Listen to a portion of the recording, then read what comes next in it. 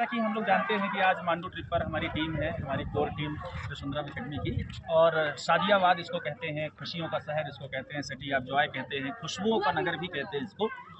और जिस जगह पे हम लोग खड़े हैं ये जहाज महल है। जहाज महल के ऊपर हम लोग जहाज की छत पे खड़े हुए हैं और आसपास आप देखेंगे गुंबद और मेहराब दिखाई दे रहे हैं। इसके बारे में वी सिंह सर प्रकाश डालेंगे, कैमरा इधर फोकस करेंगे और वी सिंह सर इसके बारे में प्रकाश डालेंगे कि क्या इसकी खूबसूरती है, क्या इसकी विशेषता है, किन पत्थरों से ये सजाए गए महल हैं और इस पर कौन रहते थे और कैसे ये नष्ट हुआ। एक कहानी सर प्रस्तुत करें। सबसे पहले तो बहुत बहुत धन्यवाद कि आप लोगों ने इस जगह को चुना घूमने के लिए। अक्सर लोग ऐसी जगहों पर घूमना पसंद करते हैं जो बहुत फेमस हो है। किसी भी चीज़ के फेमस होने का आंकड़ा इससे नहीं लगाया जा सकता कि वहाँ पर्यटकों की संख्या कितनी है। आप किसी भी चीज़ के मशहूर विरासत होने का मतलब ये है कि इसका इतिहास कितना समृद्धशाली रहा है। बिल्कुल। तो ये जब आपने सुना होगा 13वीं शताब्दी में यहाँ पर जो दौलत खान साहब थे, उस समय दिलावर खान जी को कहते थे, दिलावर खान जी यहाँ पर आए और दिलावर खान जी की जो माँ थी वो सीरिया के दमिश्क की रहने वाली थी। अच्छा। दमिश्क की, तो वो तुर्की थी बोलता है।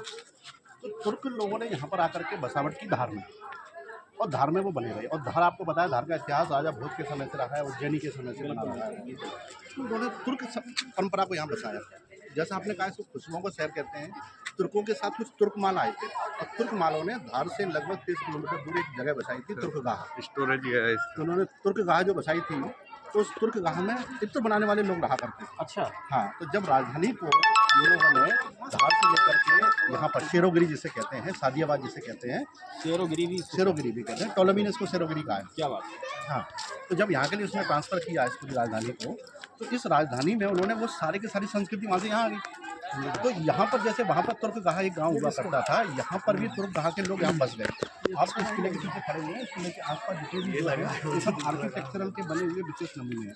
अब सब तुर्की नमूने नहीं, तुर्की नहीं है ये एक्चुअली में अफगानी है। तुर्की अपने आप में कोई स्थापत्य कला नहीं है। अच्छा। स्थापत्य कला के रूप में वो अफगानी को यूज़ करते हैं। अच्छा। तो इस्लाम पहले से था यहाँ, तो इस्लाम के साथ एक शैली मिक्स हुई जिसका नाम था अफगान, तो इसको अफगानी इस्लाम शैली का कहते हैं। और अफगानी इस्लाम शैली का अगर कोई स्थापत्य का उदाहरण है तो मांडव से ज़्यादा कहीं अच्छा है ही नहीं, कहीं नहीं है। यहाँ इसका उदाहरण आपको मिलेगा लाहौर में। क्या ये इसका मेन एरिया है? नहीं, मेन एरिया नहीं है।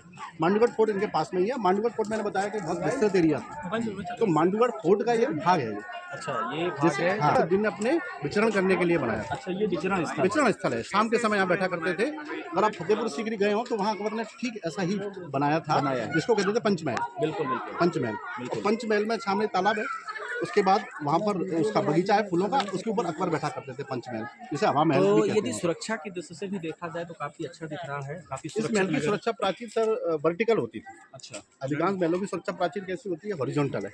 यहाँ पर वर्टिकल थी पूरी की पूरी, मतलब स्टप पे बचे होते। जैसे आप किले के ऊपर चढ़े होंगे तो नीचे आपको दरवाजा, लाई दरवाजा, भंगी दरवाजा मिले होंगे, आलमगीर दरवाजा। तो हर दरवाजे पर एक विशेष किस्म के पहरी रहा करते थे। अच्छा। तो जो आलमगीर दरवाजा है वहाँ जो पहरी रहते थे भाले से सुरक्षा करते थे। भंगी दरवाजे के पास तोपें हुआ करती। अच्छा, ये भंगी दरवाजा नाम के पीछे कुछ कहानी भी होगी? हाँ, कहानी है। ये एक इसका जो नामकरण है वो इस कारण से हुआ कि जब इस्लाम भारत में आया तो इस्लाम ने कुछ यहाँ के स्थानीय लोगों के लिए नियम बनाए।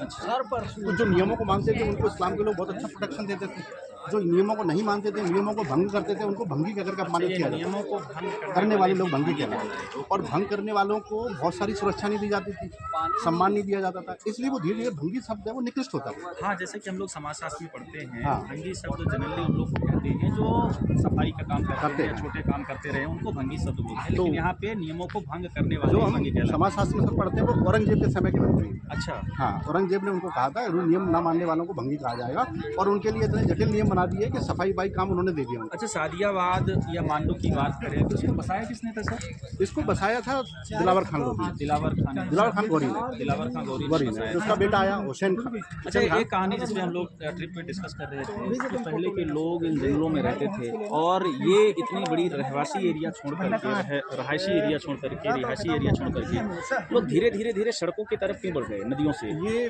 उपनिवेशी काल का कारण है। उपनिवेशों ने, आप ध्यान से समझेंगे तो जैसे भारत में दिल्ली है, एक नई दिल्ली है। बिल्कुल।